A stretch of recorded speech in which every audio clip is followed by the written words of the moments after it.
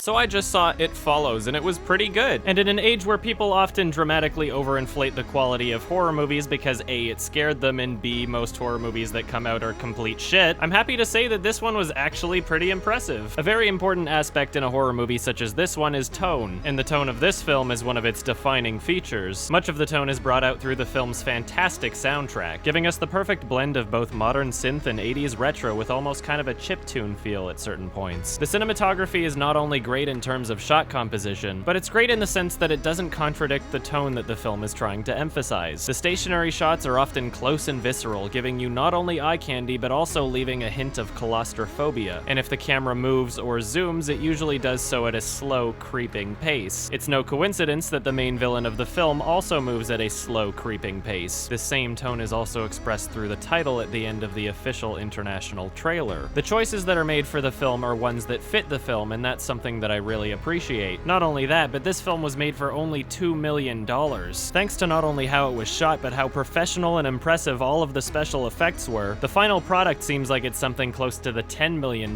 range. Unlike another overhyped horror movie from last year that cost $2.5 million but wound up looking like a $1 million movie. Both of these films were overhyped and flawed, but It Follows made up for it in its execution. Before you freak out, the difference in my rating between the films is literally 1 point. A surprising amount of the film was shot outside, where as a director you have significantly more variables to account for. Because of this, many low-budget films often try to keep things as indoors as possible, and whereas it doesn't detract from a movie to do that, it certainly impresses to see a movie skillfully avoid that, and it does so right from the opening shot. Not only is it filmed at dusk when you have an extremely limited amount of time to get the shot before it's too dark, but the shot goes on seamlessly for a whopping 2 minutes, complete with actor movement, camera panning, slow zoom, and dialogue, and it's all done so fluidly and professionally that you never feel as though there's any moment where they slipped up because of the film's budget. It's this type of successful ambition that not only impresses me, but makes the movie feel so much bigger than it actually is. Another thing I like about the film is that it rewards you for paying close attention. In certain shots, there's very creepy and unnerving things that you can notice in the frame, and it makes it that much creepier when you're the one actually noticing it, rather than the film explaining it to you through dialogue or obvious cues. It's refreshing to feel as though you're observing the characters omnisciently, rather than the film dumbing it down for you and thus reminding you that you're an audience member. Now, some of the flaws in It Follows can be attributed to being homages of 80s horror film tropes, and no, that's not just something I pulled out of my ass, it's something that the director himself acknowledges. We're not really sure what it is that she's running from,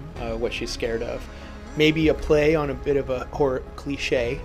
Some of this, right down to the wardrobe, is, I mean, she's in high heels, which I've had some people sort of point out, questioning, does that make a lot of sense? And the answer is no. It's definitely a bit of a play on the conventions of horror, all the way back to referencing women in peril from even De Palma movies, for instance. So whereas one could argue that changing those elements could have made the film better, at least there's an argument to be made that those flaws didn't go against the director's intent. There are other flaws in the film that, regardless of intent, I'm going to argue would have made the film better if they'd been changed. But those are best left for spoiler talk, so if you want to skip spoiler talk, click to this point in the video and your review will stay spoiler free. If you don't want to get spoiled, you should click to this part in the video, like right now. You gotta do it now, because I'm starting spoiler talk in 3, 2, 1. I think one of the biggest things that detracted from the film is how inconsistent the rules were at certain points. The information that we were given is that it's not only walking slowly, but it's always walking. Yet in the scene at the lake right after it breaks the door, it follows her out of the building so closely that it either would have had to run for a bit or teleport, which also doesn't help the fact that right after when she crashes the car, she wakes up in the hospital, leaving me wondering how it didn't catch up to her while she was unconscious. I guess we have to assume that her friends immediately took her out of the vehicle, and that the truck driver she almost ran into was nice enough to drive them to the hospital. If that's what they were going for, then it could have been communicated a little better without things being dumbed down. I mean, it's weird that even the main character wouldn't ask how she got out of that one. Also, it kinda took me out of the movie when I saw it standing on her roof, because A, at what point would it make sense for it to go on her roof to try and get closer to her, and B, I thought it was supposed to be walking. If it can stand places, then why doesn't it just stay in her room and wait for her to come back. It took me out of the film even more because of how obvious it was to instantly know exactly why they decided to do that. I mean, come on, the one shot where it's completely stationary and it just so happens to be the shot where the actor would be seriously injured if they fell. To remove that problem, I would have rather had it slowly walk out from behind the house. And if they wanted to be more ambitious, they could have gotten a stuntman to walk on the roof for that brief shot. And if they wanted to be extra ambitious, maybe even do an effect where it falls off the roof and continues walking. Still wouldn't really explain why it's on the roof in the first place, but at least they could have turned it into something that looks cool or creepy. And when I say they could have done it, I'm only saying that because of how extremely well done the rest of the effects were. I was honestly expecting the whole movie to go by with all of the action being implied rather than shown, but to my surprise, they did not skimp out by cheating their way around it, and it made it that much more intense because I wasn't expecting it. The makeup, the gore, and the digitally edited effects were all incredibly convincing and used appropriately, and that's something that can rarely be said for films with even 10 or 50 times the budget that this one had. I kind of wish that the film's rules and logic were experimented on a bit more in the story. Will it go after you if you only participated in oral? Will it go after two different people if there was double penetration? Is there a difference if you're wearing a condom? Is it the penetration or is it the ejaculation? If you came into a turkey baster and squirted it up someone's vagina, would they be cursed? What about gay sex? What if there was a man train? What if you lived on a houseboat? What if you crossed the ocean and never came back? What if you trapped it in a steel-reinforced cage? If you already have sex with somebody, but you have sex with somebody else after that person, do both of them get it? What if the person you had sex with dies in a way that's completely unrelated to the curse? What if you heavily sedated a shark and then had sex with it and then set it free in the ocean? What if there was a man train? All in all, the film's flaws are not only outweighed by its achievements, but they're outweighed quite a bit. I'm impressed enough that I'll be keeping an eye out for this director's next film. The parts of the film that were implied were done so for the film's benefit, rather than serving as a lame excuse not to film something complicated or expensive. It was clever, it was absorbing, it was tense, and it was fun. I may not consider it to be a great movie, but I can consider it to be a great horror movie. I'll be watching this one again, and I'll be recommending it to people I know. And I'm giving this one a 7 out of 10.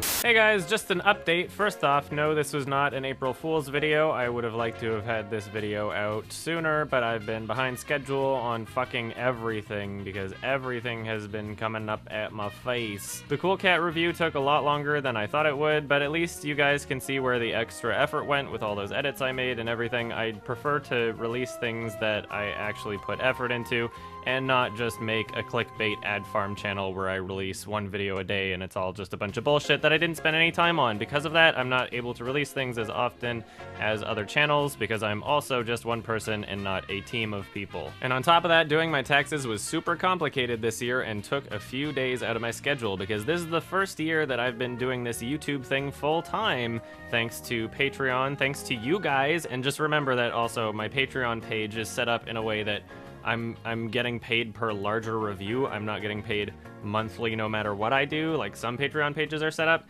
That way, you guys can know that I have every incentive to be putting out as many videos on this channel as possible, but also at the same time, they have to be larger reviews and not quickies, so I actually have to put effort into it. So don't think that I have some sort of incentive to not be doing as much work, because I'm trying to save up as much money as possible. I'm trying to get together the funds where in the future, I can create a feature-length film.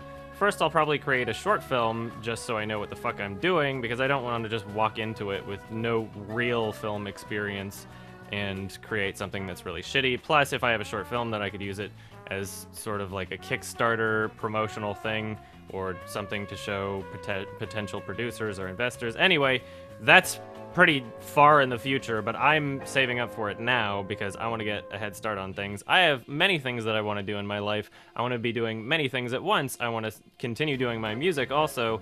I've got everything going on, and so I'm a very, very busy person because I am just one person. On top of that, I'm the best man for my friend's wedding coming up, so I'm organizing his bachelor party, and that's happening in April, and a bunch of people that are going to be at that bachelor party are from out of province that are old friends that will be crashing at my place, so I'm kind of hosting people, so it'll be a little difficult to try and do everything around this.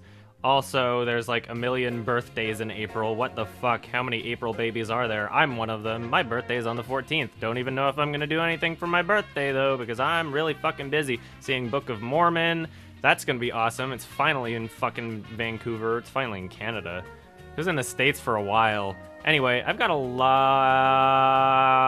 of shit going on, plus my 2013 list that I'll be releasing in May. I was aiming for April, but it has to be pushed back. There's no fucking way I can get it done in time. Cinematography is probably going to be at least 4 parts. And then after that, or perhaps at the same time simultaneously, knowing myself, I'll be working on the next YMS review. But for now, priority is Cinematography Part 3, because that is taken... I've put that aside for way too long to get out that Cool Cat thing, because I was like, there's nothing funny on this channel right now. I need a dose of stupid, which is exactly what I said at the beginning of it. Anyway, P.S. about Cool Cat, Daddy Derek has been taking the criticism very well, and we follow each other on Twitter right now. And I think that type of positive response to something where I'm kind of like trashing and making fun of their life's work, I think that deserves a bit of respect. Go check out his merchandise. Cool Cat shirts, they're pussy magnets. I think that's cool, because if you all remember, there was that when Michael Goy saw my review for Megan is Missing, he didn't exactly respond so well. There's an Imgur link that I'll leave in the video description here. It's pretty funny. Anyway, that's pretty much all I was gonna say, is just stay tuned, be patient, no matter what you're waiting for on this channel. Some people really like quickies, some people really like my top 10 shit, some people like my analysis videos, some people like YMS, some people like Thoughts On. No matter what you're waiting for, you have to be patient in some sort of way, because, I mean, I also have to be patient. Like, no matter what you're expecting out of this channel, you have to have some degree of patience. I cannot make things as fast as channels that A, don't put as much time and effort into their videos, and B, are a group of people and not just one person. So stay tuned. That's pretty much it. Mark's doing a great job on the gaming channel. Check out the gaming channel. He's the one editing for it, so it's not taking time out of review shit. I'm just playing the games, that's it. There's no way I'm giving up the 1 or 2 days a week that I have free time to play games, otherwise I'll go fucking insane. I love you guys. Happy April. Bye.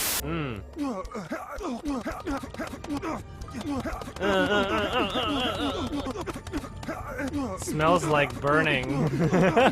Just giving you a little pat in the booty hole. Alright. Yeah, you never. Sure, you never.